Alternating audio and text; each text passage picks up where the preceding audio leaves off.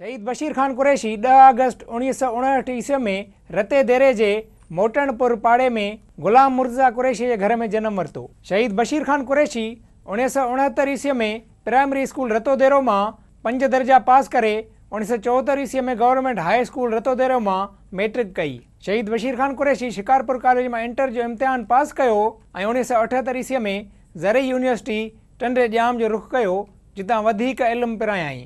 बशीर ख़ान कुरैशी सियासत की शुरुआत शागिर्दी और ज़माने खां कई। 1978 ईस्वी में GA सिंध स्टूडेंट फेडरेशन में शमूलियत अख्तियार कयाई। शहीद बशीर ख़ान कुरैशी थोड़े ही अरसे में सियासत जो वडो नाव लेखजण लगो।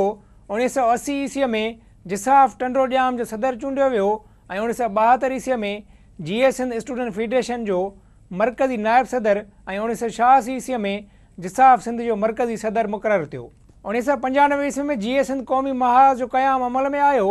उन वक्त बशीर ख़ान जेल में हो, तंहिं हूंदे भी खेसि डिप्टी कन्वीनर चूंडियो वियो।